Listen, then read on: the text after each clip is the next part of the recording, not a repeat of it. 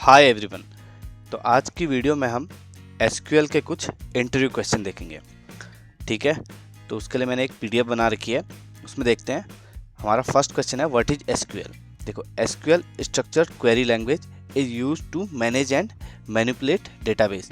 मतलब ये डेटाबेस के साथ कनेक्शन करने के लिए, कम्युनिकेट करने के लिए एसक्यूएल का हम यूज़ करते हैं। ठीक है, अगर आप इसकी क्वेरी देखेंगे तो नॉर्मल मान लो आपकी कोई टेबल है, मैंने यहाँ पे टेबल बना रखी है क्रिएट यूजर्स करके। ठीक है, अगर आपको यहाँ पे मैं इसे नीचे कर देता हूँ, यूजर्स टेबल से कम्युनिकेट करना है तो आप क्या करेंगे, सेलेक्ट स्टार फ्रॉम यूजर्स। तो ये आपको सारा डेटा, यूजर्स टेबल का सारा डेटा मिल जाएगा इसके थ्रू। तो एसक्यूएल किस लिए यूज होती है? एसक्यूएल हम डेटाबेस के साथ कम्युनिकेट करने के लिए यूज करते हैं। ठीक है, कम्युनिकेशन डेटाबेस के साथ। और एसक्यूएल पे हम क्या क्या कर सकते हैं, स्टोर कर सकते हैं, फैच कर सकते हैं, अपडेट, डिलीट डेटा। और ये आपको पता है माईएसक्यूएल इसके लिए हम यूज करते हैं, और पोस्टग्रेसक्यूएल इसके लिए यूज होता है।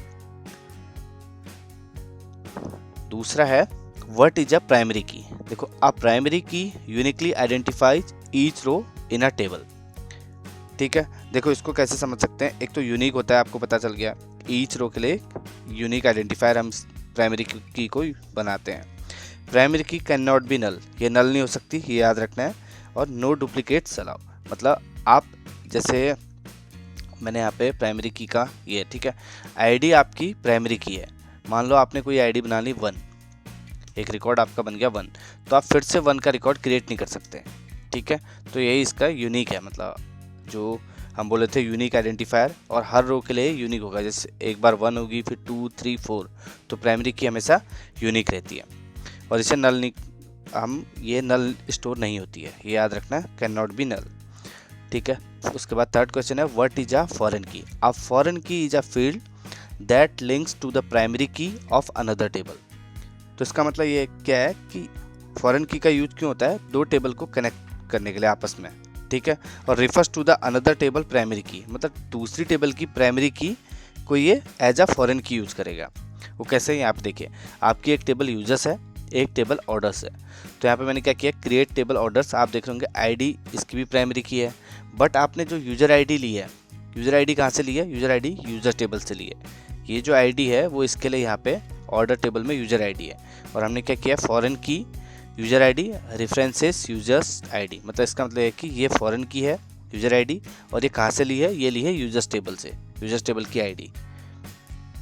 तो क्लियर है, मतलब ये दूसरी टेबल के साथ लिंक करती है। यहाँ पे यूज़र आईडी लिंक्स ऑर्डर्स और यूजर्स टेबल से।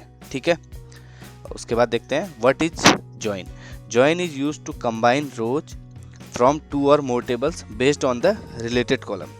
देखो, जब भी हम दो टेबल के बीच में, एक तो कम्युनिकेशन हमने फॉरेन की के थ्रू, मतलब उन टेबलों को कनेक्ट कर दिया, बट जॉइन के थ्रू आप क्या कर सकते हो, दो या उससे ज़्यादा टेबल के साथ उनके रिलेटेड कॉलम के बीच में उनको कंबाइन कर सकते हो। ठीक है, कैसे? देखो, पहले इसका टाइप मैं आपको बता देता हूँ, नीचे आप देख भी रहे होंगे जो हमारा नेक्स्ट क्वेश्चन है।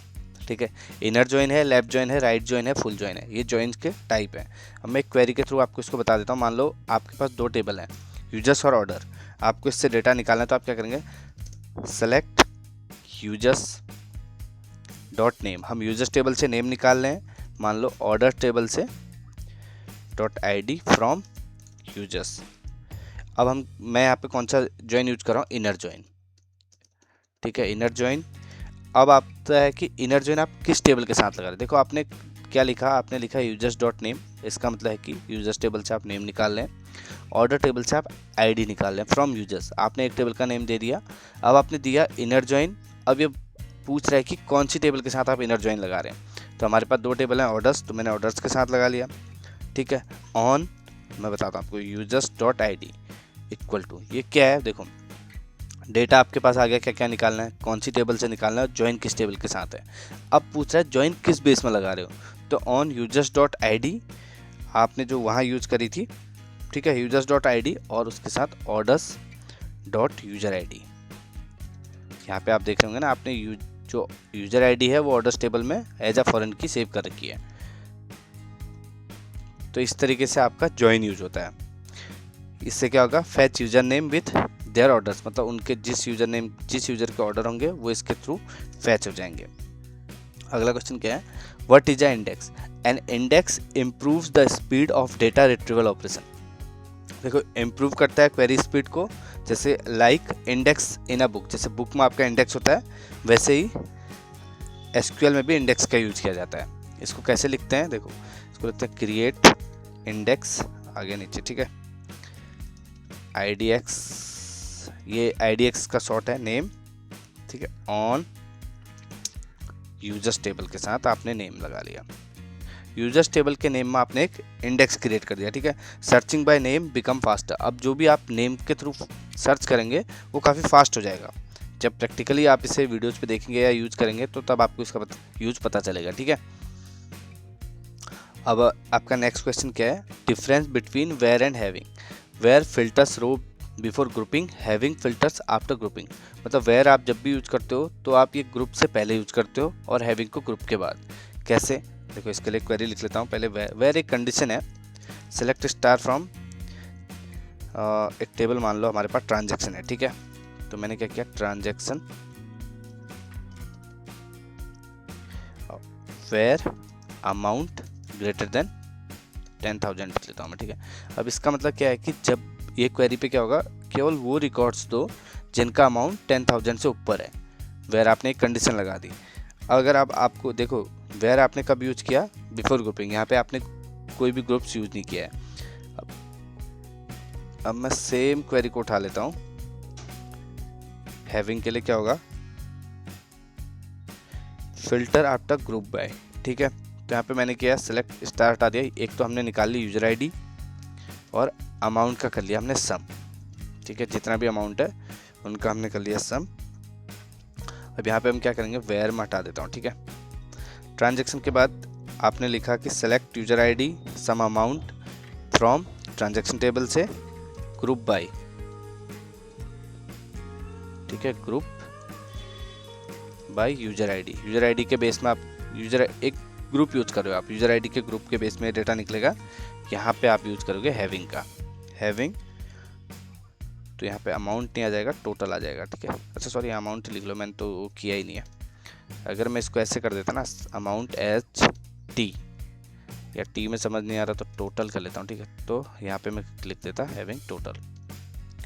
तो इस तरीके से आप वेयर और हैविंग का यूज कर सकते हो। वेयर कब यूज होता है, ग्रुपिंग से पहले, और आपका हैविंग कब यूज होता है, ग्रुपिंग के बाद, ठीक है।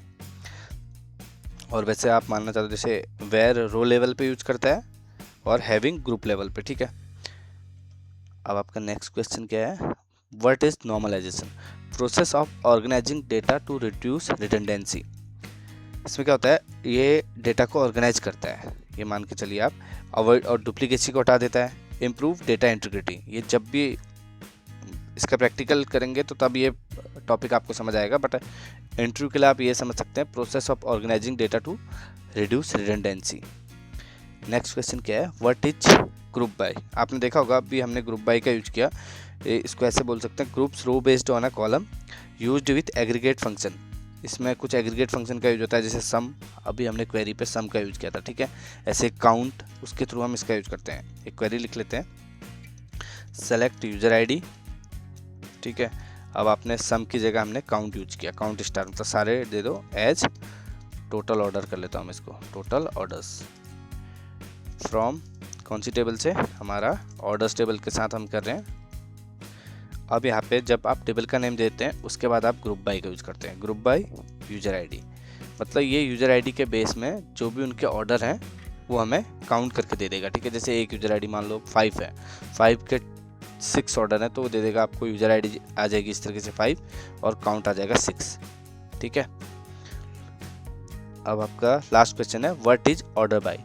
It is used to sort the result set in ascending और डिसेंडिंग ऑर्डर। जो भी आपके रिकॉर्ड हैं उनको आपको असेंडिंग करना है या डिसेंडिंग करना है, उसके लिए ऑर्डर बाय का यूज होता है। अगर इसका एग्जांपल देखेंगे तो सेलेक्ट स्टार फ्रॉम यूजर्स, उसके बाद आप यूज कर लेते हैं ऑर्डर बाय, या आपने नेम ASC लगा लिया, ठीक है, ASC, इसका मतलब है असेंडिंग ऑर्डर। अगर इसी को आप DESC कर देते हैं, इट मीन्स डिसेंडिंग ऑर्डर। आप किसी में भी लगा सकते हैं, ID में भी लगा सकते हैं, नेम में भी, तो ये इस तरीके से यूज होता है।